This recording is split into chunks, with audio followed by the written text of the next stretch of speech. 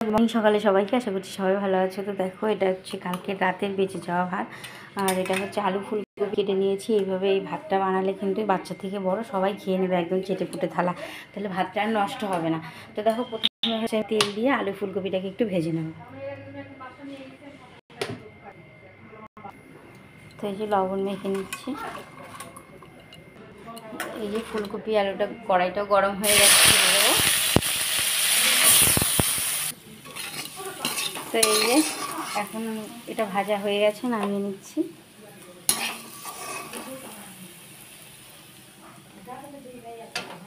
তো ভাজাটা নামিয়ে নিচ্ছি, এখানে ডিমটা ভেঙে দিয়ে দেবো। একটা দিদি এসছে কথা বলছে, তো দেখো ডিমটাকে ভালোভাবে ভেঙে দিয়ে আমি ভেজে নিচ্ছি। তো এই যে ডিমটা দেখো ভালো ভাজা হয়ে গেছে, তুলে নিচ্ছি সাইডে।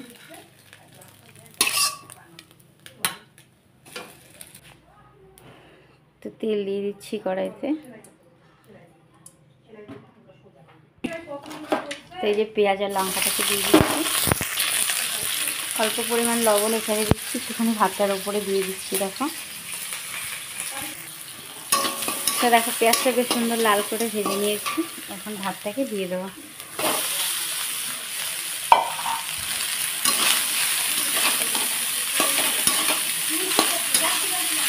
মা আর দিদি কথা বলছে, ওটাই শোনা যাচ্ছে। এইভাবে ভাত ভাজবে ছোটো থেকে বড় সবাই কিন্তু খেতে খেয়েই ভালো পাবে।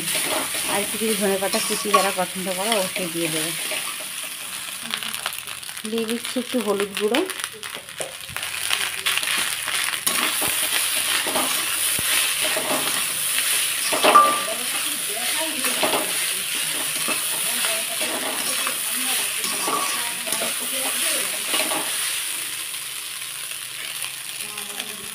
তো দেখো ভাতটা কি সুন্দর ভাজা করেছি, কি সুন্দর হয়েছে, দেখতেও খুব বেশ ভালো লাগছে।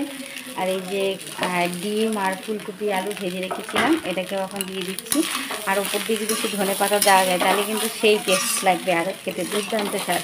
তো বন্ধুরা, ভাত বেঁচে গেলে কারা কারা এরকম করে খাও, যারা খাওনি ঝটপট খেয়ে নেবে, বাচ্চা থেকে বড় সবাই কিন্তু খেতে বেশ ভালোবাসে।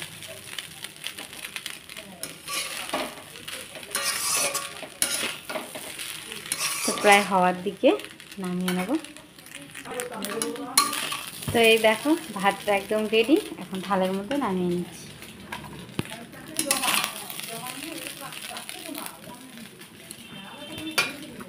তো ভিডিওটা যদি ভালো লেগে থাকে অবশ্যই লাইক শেয়ার কমেন্ট করতে ভুলবে না। চ্যানেলটা যদি নতুন হও সাবস্ক্রাইব করতে ভুলবে না। সবাই ভালো থেকো, সুস্থ থেকো। আর প্রিয়াঙ্কা সুইটস কিচেন থেকে, প্রিয়াঙ্কার তরফ থেকে রইলো অনেক ভালোবাসা। আর এরকম ভাত থাকলে অবশ্যই একবার ভেজে খাবে, দেখবে বাচ্চা থেকে বড় সবাই খেতে চাইবে। টাটা।